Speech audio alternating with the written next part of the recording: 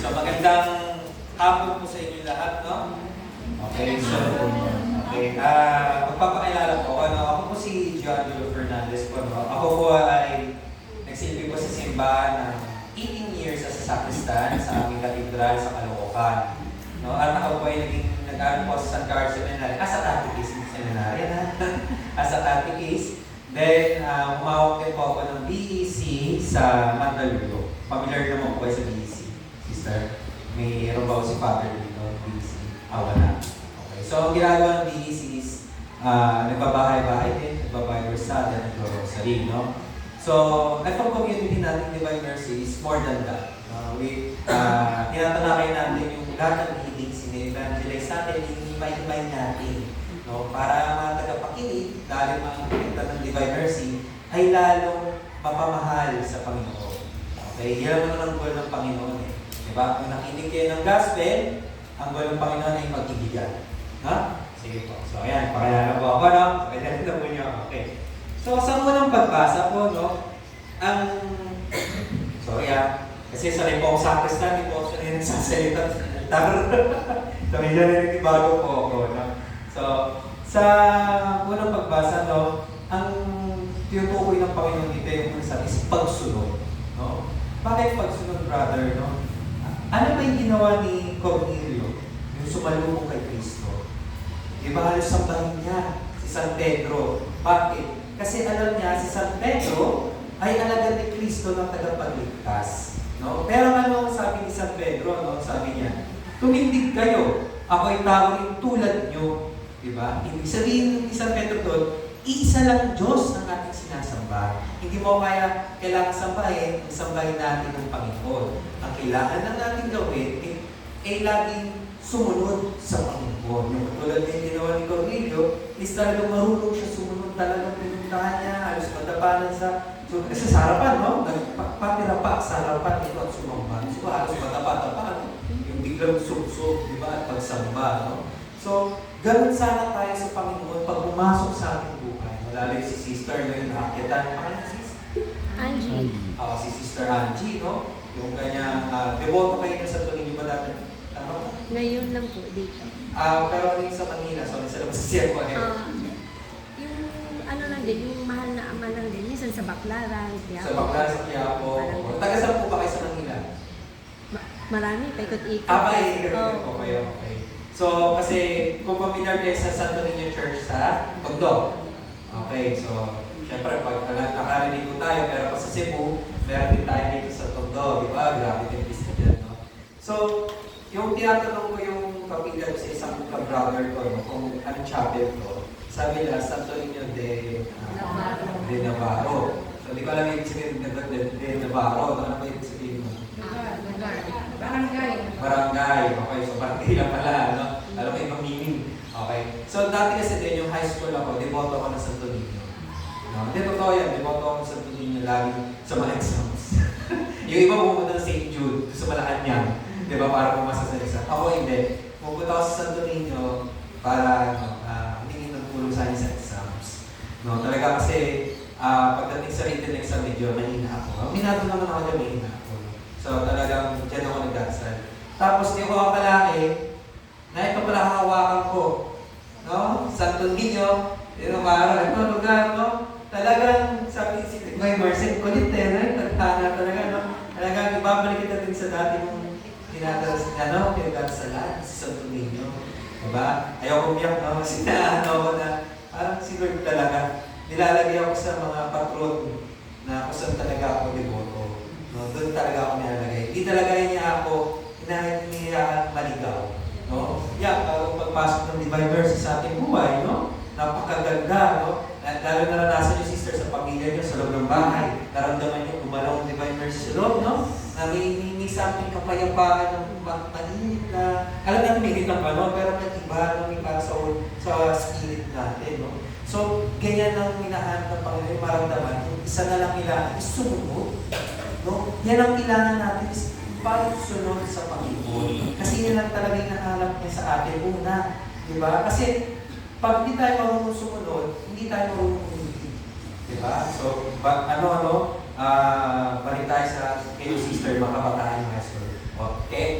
hindi pa kayo magkakilala ng mag-asawa ng high school, iba jowa nyo, hindi kayo. Di ba? Hindi. Pero kung kilig na kilig kayo, di ba? No? Kilig na kilig kayo, no? Pati yung sinasister niya, di ba? Isipin nyo, kilig na kilig kayo. Nabudol. Nabudol. Nasa kanya tayo ka, nabudol. Di ba kilig na kilig kayo, no? Kasi Sobra. ayaw nyo mawala ang Panginoon sa inyong buhay. Di ba talaga, yung jowa nyo sa buhay, ayaw nyo mawala. Sana ganun din kayo sa Panginoon. Ayaw nyo mawala ang Panginoon sa inyong buhay. Di ba, pag yung jowa nyo, may dumikit na parang, uy, karibal! Magkakaroon na kayong sungay, di ba? Awayin nyo. Di ba, kung di awayin yung jowa nyo, awayin nyo yung dumikit. Di ba? Kahit ikaw, kuya, di ba? Yung mga naging jowa mo rin. Di ba? Pag awayin, ako, ba't pa kayo nag-aaway, di ba? So, isang buha ko pala. Di ba, ganun mga pakiramdam ng lalaki, di ba? Pag nag-aagawan. Di ba? Buha ko kamang sarili. Di ba? Kahit ang babae. Di ba? Pag pinagagawan ng lalaki, ganda-ganda, sa sarili, chichika naman ng shadow, di ba? O, ganyan. Sana, sabi ko, ganyan din ituring natin ng Panginoon, no? Na dapat siya lang, number one, siya lang mahal natin. Kahit mag-asawa kayo, no? Pero dapat masusunod sa buhay niyo. Kinasal kayo sa simbahan, sis? Ano, wala siyang pampakasal. Kasi, Civil. Hindi pa kayo kinakasal sa simbahan. Civil. gusto ko nga, wala mang budget. Kaya mga community dito nagpapakasal sa December. O, di ba? Tutulungan kayo ng community. O, di yung ba? pwede. Ganyan ang Divine Mercy. O, kaya siguro ginamit kayo para next time this year magpakasal kayo. Palamakan natin. Di ba? O, hindi naman yung kaya maganda. Kailangan lang yung seremonya. Ang tanong kung papayag pa ba siya? Kasama po ba ang iba? Hindi na kasama pa ang iba? O baka naman ang tanong papayag pa ba ako? Joke. Papayag po kasi Joke lang. kailangan niya dahil mag-asawa na po kayo. May anak po kayo. Ilan? Naku, 3. Oo, 3. So kailangan makita ng mga anak niyo naghanap na mag-asawa kayo. Siya No? na yung cross na pinapasan ko, kaya pasanin ko na yun hanggang doon. may hugot si sister. Kaya nagpa-vlog na lang si kuya. No? Ano yung vlog ang binablog mo kuya si sister? Ginangako ko na yun, papasanin ko sila hanggang dulo talaga. Okay. So pero ayaw mo siya mawala sa iyong buhay. Oo naman. Okay, diba? So, ganun din dapat tayo sa Panginoon, no? Kayo mga sister, mga bago nakita ko, no? Dapat, huwag natin hayaan mawala din sa ating Panginoon. Sabi nga dito, no? Nalulugod siya sa sino mang may takot sa Kanya at gumagawa ng matuwid. Takot sa Kanya, brother, paano? Dapat takot tayo kay Lord? No. Dapat takot tayo mawala sa Panginoon. Kasi pag di tayo takot, tayo mananiligaw. Lalo pinapasa ako din, chart. Brother Cesar, may sabi dyan, yung mga iba-ibang religion, no? Ganon. Huwag yung maganda na defender ako. Tignan mo, nilagay ako dito kasi defender of the church ako. In-train ako ng mga pare. Di ba? Sabi nga sa akin Father Randel, sa Pascal, kaya niyo ba? Kasi maraming, doon. Natatawa na lang ako sa inyo. Lord naman, talagang ginapat niyo ako. Di ba? Talagang pinadala ako ng Panginoon dito. Di ba? Patrong pa Santo Niño, isa sa mga natin sa Langwayan, si Santo Niño. At kailangan mag-defend sa Catholic faith. At nandito na nga ako. Wow!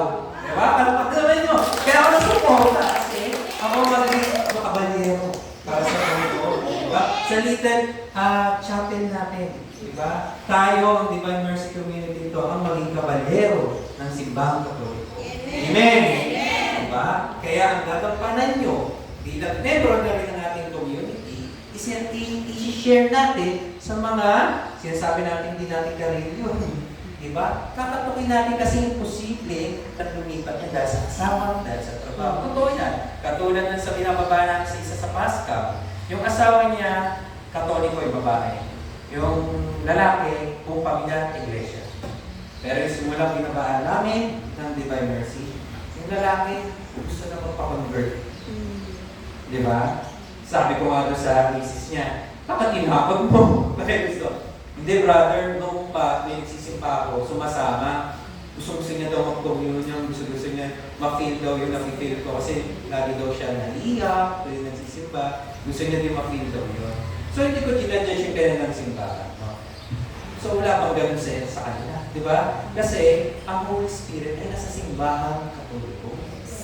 No? Amen? Amen. Di ba? Nandito lang yan. Kaya dapat may takot tayo na mawala sa Diyos.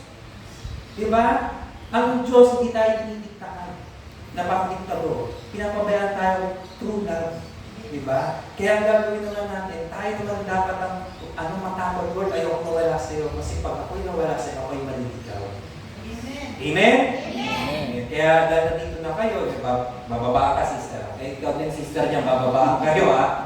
Akala nyo ba, hindi kayo nabibilis ngayon? Ng Divine Mercy, ito ha, basahin ko. Nasusulat!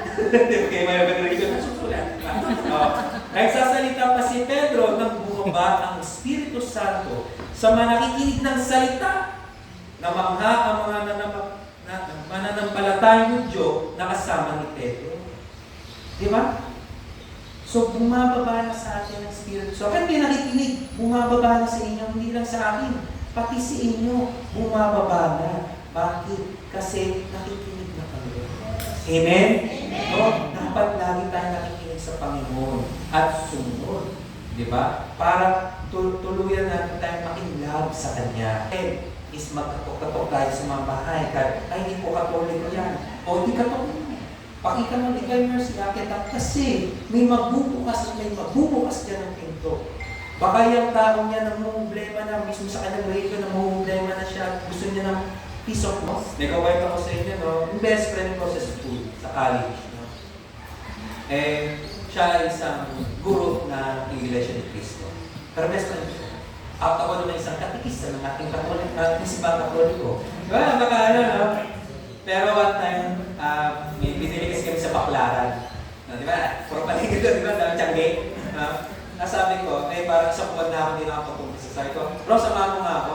Saan? Umpisa lang ako. Sabi ko, huwag kang mag-alala, hindi ka makita papapasok. Kasi, deboto ko nga ng iyong Sabi ko, review. Ayaw, sige, doon ako sa pito, sa labas lang ako. Sige. Hindi na kung nakapila ako, di ba? May yung confession box, di ba? Nakapila tayo. Sa dito na yung pinto, di ba? Pumasok siya, gumanan siya. Kasi nanonood ako mga zombie movie. Pinakasin lang siya. Sinasabihan na ba?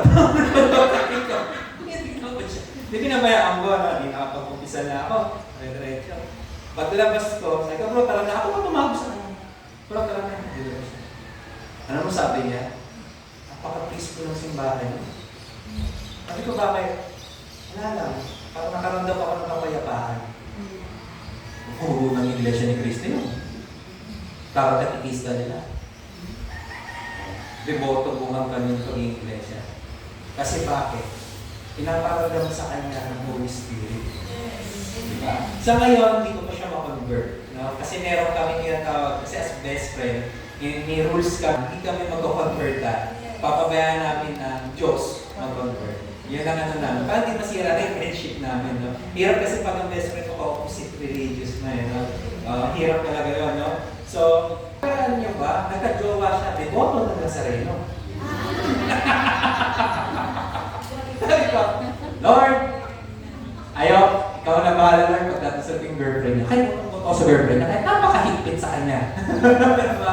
Unang buto sa kanya kasi, Lord, sana siya din gamitin para makonverse ko ng Katoliko kami. Kapatid, aking best friend. Diba? Kasi napakabait din yung best friend ko. Tsaka, since naamin niya sa akin, sa lahat ng mga kapatid niya sa loob ng kanyang simbahan, sa kanilang religion, sa akin daw siya nakaramdam ng tuloy ng kapatid. Sabi ko sa kanya, kasi bro, hindi gawin namin yung religion mo. Sa simbahan kasi namin, hindi puro galit. Walang galit, kapayapaan, pag-ibig, ang binibigay. Tingnan niyo, pag nagsha-shopping siya, parang ako pa yung jowa, sinasama niya pa, bro, ito maganda ba ito? Ay ko, oo. Kaya yung kaklase namin, nakita kami lagi kami sa underwear ng babae. Kasi di ba, dadaan kami doon sa ayaw ng mga babae sa mga malls. Di ba? Kaya pagkama ng bakla kami. Kumalat siya sa classroom namin sa ano. I mean, this nasa mga ulo ko. 3 times ako kami nakikita ng nakakatsi namin. Naglalakad kami kasi tatawid yung pupunta doon sa mga palalaki. Di ba? Alam mo naman, di ba? Pagkama na, di ba? Pero, di ba, ganun talaga gumalaw ang Panginoon. Di ba? Kaya pinagdadasal ko siya na sana mapunta siya sa pagiging Katoliko. Shinare ko lang ha, di ba? So, ganun bumaba ang Espiritu Santo. Sa kanya din, yung tumayo lang siya noon, sa ano, naramdaman yung sinabi sa kanya, naramdaman ko din sa kanya yung Holy Spirit, na tinatawag din siya. Di ba? Sana nga, no? Pero walang himala sa Divine Mercy. Amen? Amen. Amen. Okay. So, saan ba tayo? Okay, yun ang first reading, no? Sa first reading, ang inano doon,